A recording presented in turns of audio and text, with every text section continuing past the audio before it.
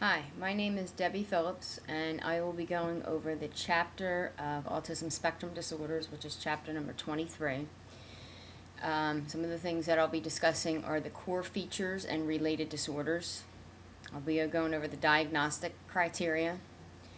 I'll review the issues related to autism spectrum disorder, and I will discuss some intervention options with autism spectrum disorders. Autism spectrum disorder is a neurodevelopment disorder characterized by an impairment in social reciprocity, atypical communication, repetitive behavior. Disorders are categorized along a continuum. A synonym for the categories is PDD, pervasive development disorder. Autism spectrum disorder has symptoms associated with this. It's neurologically based. There's scientific evidence of genetic predispositions. And it's also likely to be a gene or have some environmental interactions. The diagnostic categories with autism spectrum. These are defined by the presence or absence of behaviors in these areas, which is the social, the communication, and the behaviors. The diagnostic categories are autistic disorders. Autism is a discrete diagnosis with the autism disorder spectrum. It's defined by a pattern of 6 symptoms distributed across 3 different areas. At least 2 symptoms must be in the area of the social reciprocity. There is a table which I will try to show you. It's also in the chapter. And these are some of the criteria that go along with the autistic disorders. Again, some of the social as some of the impairments are the nonverbal, some of the failure to develop appropriate peer relationships, the spontaneous of sneaking enjoyment or interest away from peers, the lack of social and emotional. There's delays in development of language. There's delays in conversation with the individuals with autism. And there is delays or non-association of play with peers or even adults. So that's within this category.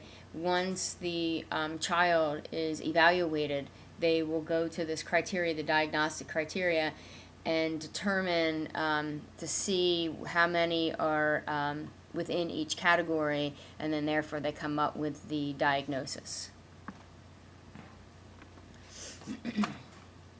Autism spectrum disorder. Along with the spectrum, there's also different diagnoses. There's Asperger's.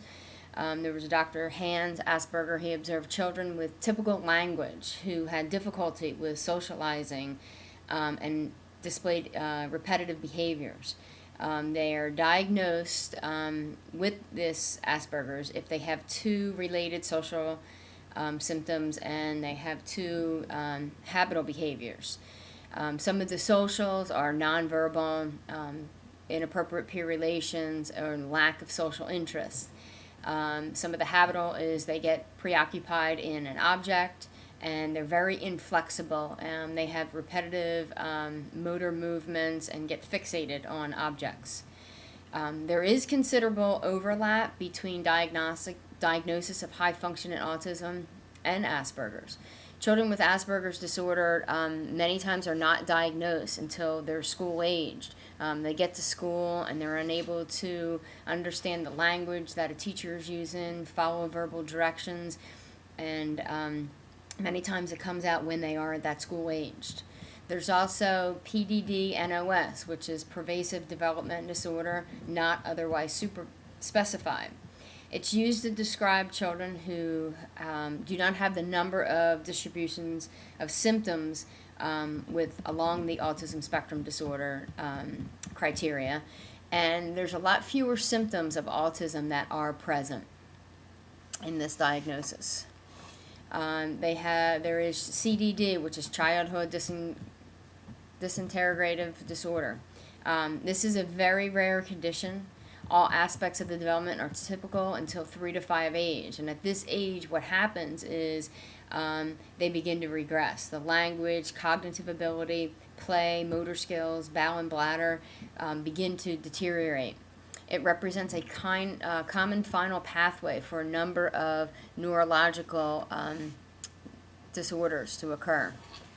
And lastly is Rett's disorder syndrome. Rett's disorder syndrome involves the loss of previous obtained language and social milestones. So, for example, they're normal from birth to an infancy, and then at that point there begins to be a slowing of head growth.